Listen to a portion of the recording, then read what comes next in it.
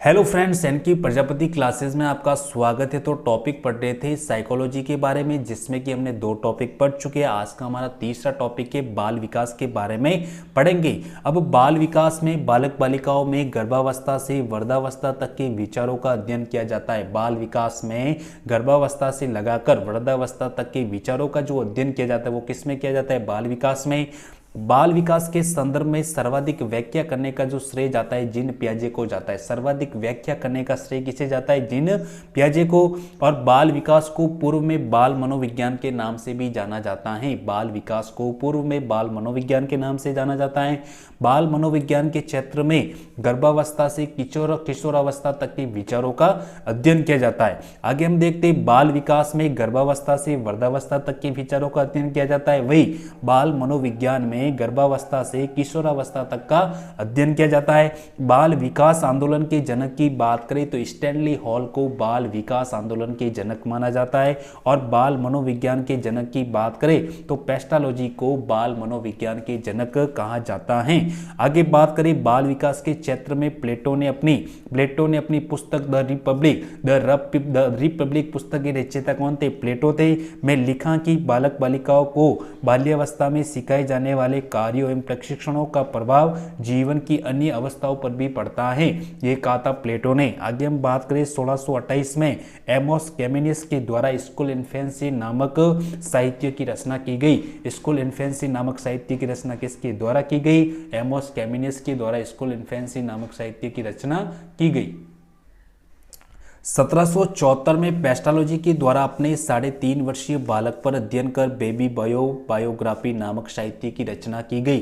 Question आता है baby boy biography किसने लिखी? तो पेस्टालॉजी के द्वारा। 1787 में टाइडमैन के द्वारा समस्यात्मक बालक बालिकाओं के व्यवहार में पाई जाने वाली समस्याओं का समाधान करने हेतु जीवन इतिहास विधि का निर्माण किया गया।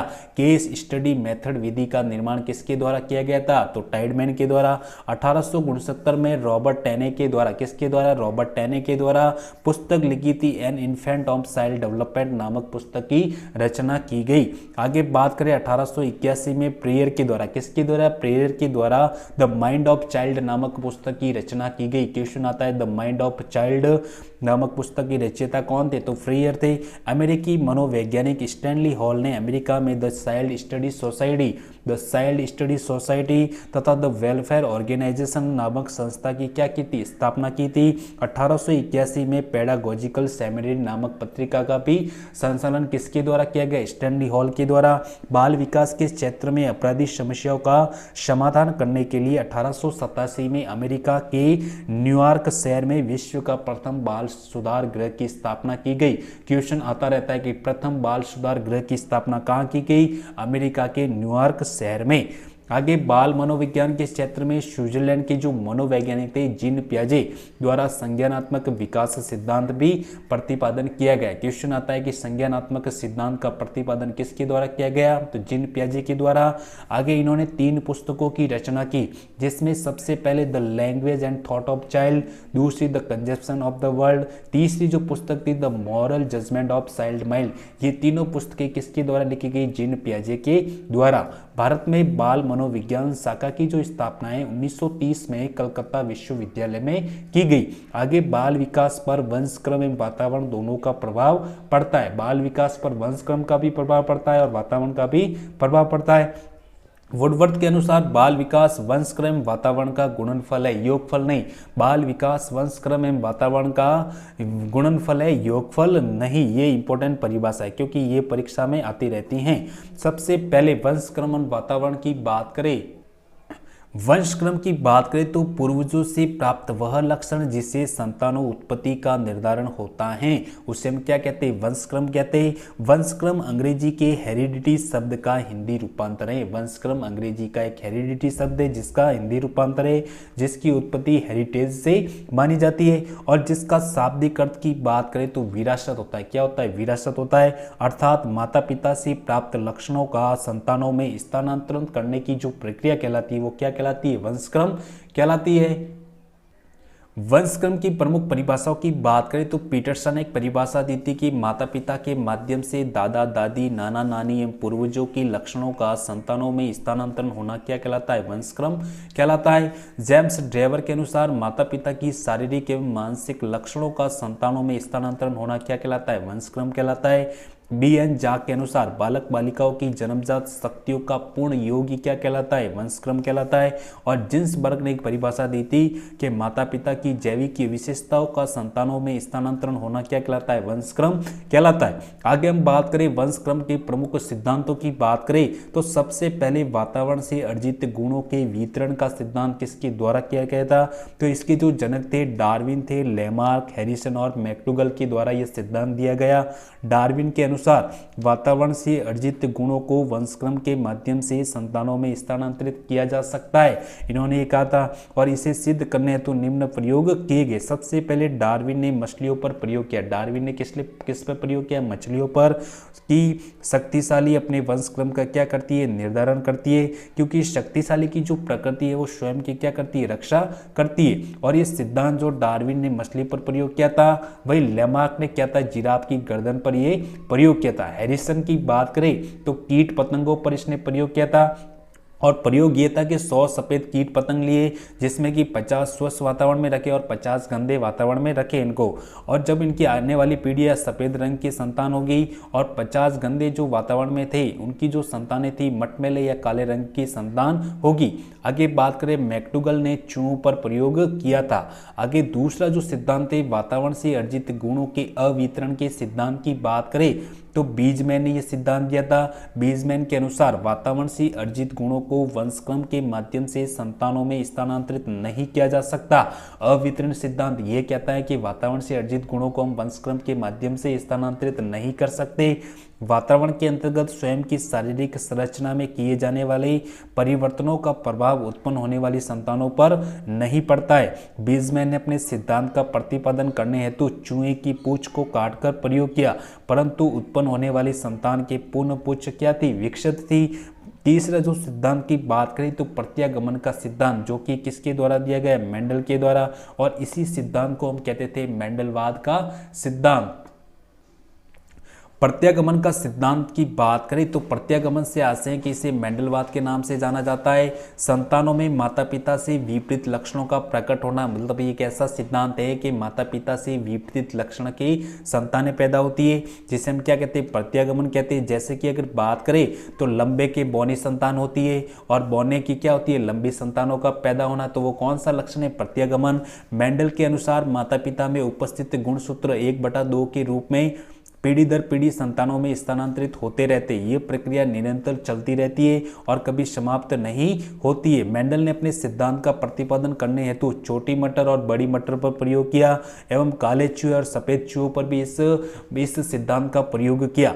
आगे मेंडल ने अपने सिद्धांत में 2 प्रकार के सूत्र बताए। मेंडल ने अपने सिद्धांत में कितने प्रकार के, 2 प्रकार के सूत्र बताए, जिसमें कि सबसे पहले जागृत सूत्र और दूसरा है सुप्त सूत्र। जागृत सूत्र जो होते हैं माता पिता से मिलते हैं और सुप्त सूत्रों की बात करें तो ये पूर्वजों से हमें मिलते। जागृत सूत्र की बात करें तो माता पिता की निषेचन की क्रिया के दौरान अगर जागृत सूत्र सक्रिय हुए तो संतानें माता पिता के समान ही पैदा होगी, जैसे कि लंबी की लंबी संतान और बौने के बौनी संतानों का पैदा होना। वही सुप्त सूत्र की बात करें तो माता पिता के निषेचन की क्रिया के दौरान अगर सुप्त सूत्र सक्रिय हुए तो संतानें माता पिता के विपरीत लक्षणों की क्या होगी, प्रकट होगी, जैसे कि लंबी की बौनी संतान और काले की गोरी संतानों का पैदा होना। आगे मेंडल के अनुसार प्रथम पीढ़ी के लक्षण द्वितीय पीढ़ी में प्रकट न होकर तृतीय पीढ़ी में प्रकट होते हैं, जिसका अनुपात 3:1 रहता है तथा प्रत्येक तीसरी पीढ़ी में यह अनुपात 9:3:3:1 होता